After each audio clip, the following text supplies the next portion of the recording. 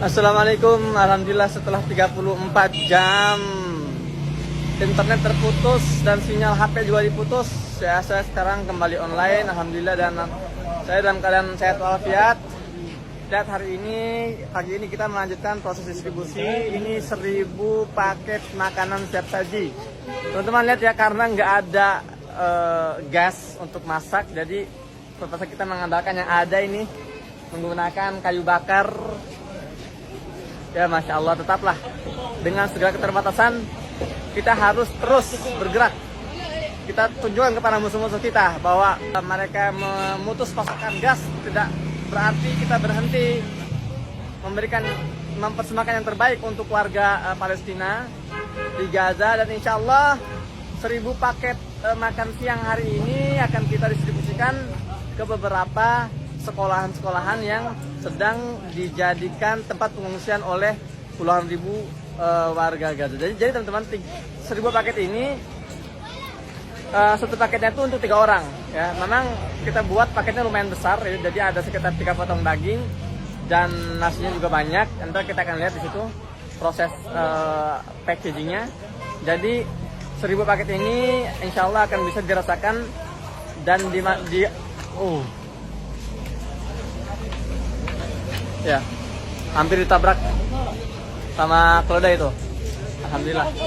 Jadi insya Allah 1000 paket ini ya kita insya Allah bisa menyentuh 3000 jiwa. 1000 paket untuk 3000 jiwa insya Allah ta'ala.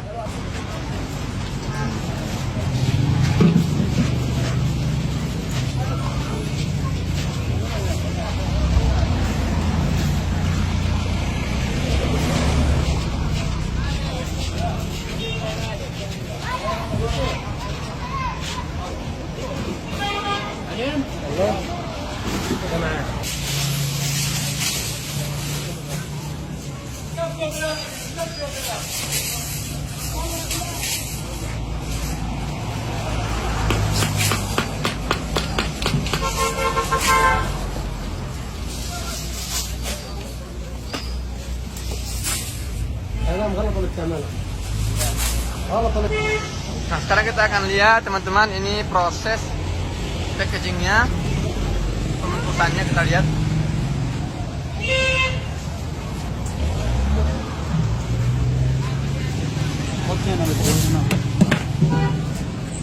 Ya, Masya Allah. Ya. Ini satu porsi ini buat 3 orang udah cukup banget teman-teman, karena nasinya juga banyak nih. Kita lihat ya, 3 potong daging. Oke. Dan kita juga higienis ya, lihat ya, higienis ya. Masya Allah, Masya Allah. Assalamualaikum warahmatullahi wabarakatuh. Teman-teman, selamat sore waktu Gaza, Palestina. Kembali lagi bersama saya Muhammad Hussein di Gaza, Palestina. Kita lagi mencari lokasi perkemahan para pengungsi. Selama ini kita kan sudah bagi-bagi di pengungsian sekolah-sekolahan, dan saya melihat ada ya di media-media lokal ini ada pengungsian terbuat dari kemah-kemah. Kita lagi keliling-keliling sore hari ini mencari di mana lokasinya. Rencananya kalau emang bisa, insya Allah kita akan coba eksekusi bantuan di sana. Di sana banyak anak-anak. Mungkin kita akan bikin semacam acara trauma healing ya untuk anak-anak yang korban yang sedang tinggal di perkemahan itu. Doakan semoga Allah mudahkan.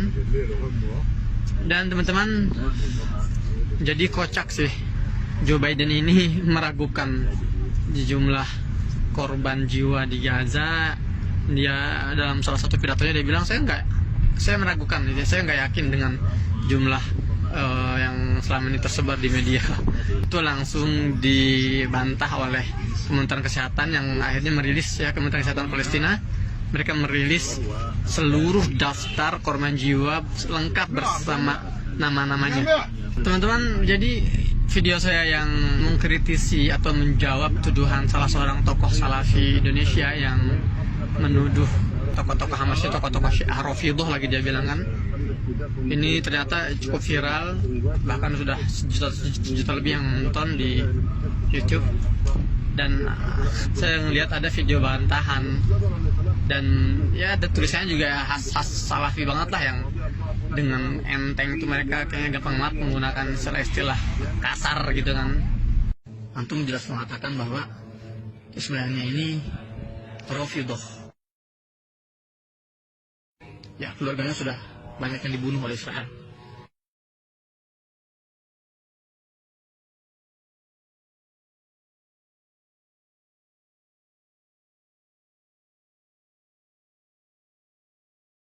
Antum bisa menuduh Ismail Haniyeh sebagai Rafidhah, ini konsekuensinya besar.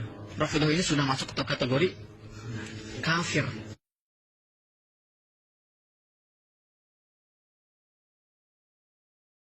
لانتصار الثورة الإسلامية في إيران على يد الإمام الراحل الإمام خامنئي عليه رحمة الله، الإمام الخميني عليه رحمة الله.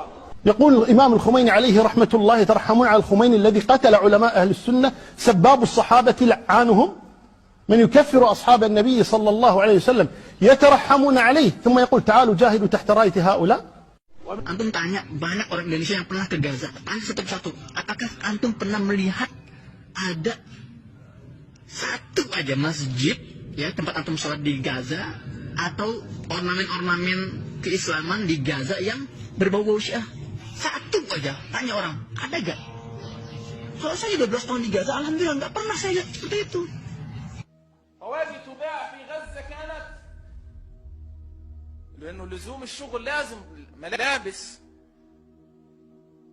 يا حسين، هذه طواقي تباع يا حسين يا اخواننا، هي ملزق عليها لزقه هيك يا حسين. Meskipun nggak semuanya ya, karena tokoh-tokoh Salafi di Indonesia juga saya banyak yang kenal, respect terhadap mereka, yang juga respect terhadap kita. Guru saya juga di Indonesia ya, Ustaz Khalid Basalamah itu dosen saya. Beliau juga kan tokoh Salafi yang ya masih memiliki respect terhadap seorang muslim. Kan kalau yang kemarin-kemarin itu kan itu memang sudah tidak ada respect sama sekali gitu kan. Nah, dalam videonya saya dituduh sebagai kacungnya Hamas. Kacungnya Hamas.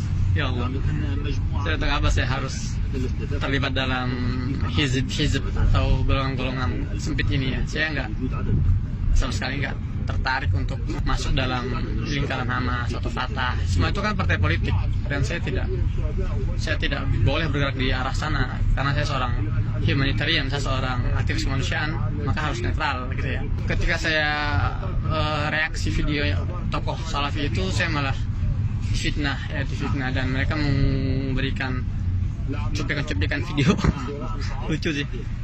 Kalau saya tampil nih, muka saya kelihatan nih ya muncul di media, di YouTube, di Instagram, saya nggak takut. Kalau mereka mah nggak mungkin berani, orang tokoh-tokoh Salafi itu. Jadi mereka comot video saya, kemudian mereka bikin video reaksi, tapi mengandalkan cuplikan video-video pendek gitu kan.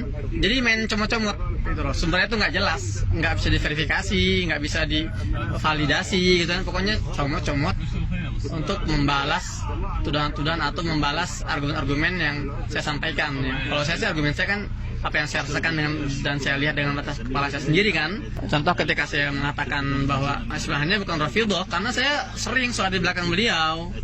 Saya tahu bagaimana cara sholat beliau, nggak pernah tuh naruh batu Karbala misalnya. Dan kalau misalnya Hamas ini kan partai yang sedang menguasai Gaza kan, jadi mereka nggak perlu namanya takyah-takyahan, nggak perlu sembunyi-sembunyi. Kalau emang mereka ini jelas-jelas adalah gerakan Syiah, harusnya kita bisa menemukan berbagai ornamen Syiah di berbagai sudut-sudut kota Gaza, di berbagai masjid-masjid jalur Gaza gitu kan, nggak perlu sembunyi-sembunyi gitu kan, harusnya. Tapi kan ternyata enggak gitu loh, enggak sama sekali. Dan mereka menampilkan Haniyeh duduk dengan Imam Khomeini misalnya kan, udah tuh ya, ini seolah ingin memberikan kesan bahwa memang Haniyeh ini Syiah. Tuh buktinya duduk dengan Imam Khomeini, pimpinan spiritual Syiah tertinggi ya di Iran. Ini kan goblok, ini namanya dungu. Jadi ntar kalau misalnya Pak Jokowi misalnya ada fotonya tersebar bertemu dengan Imam Khomeini, ntar dituduh Syiah juga gitu kan.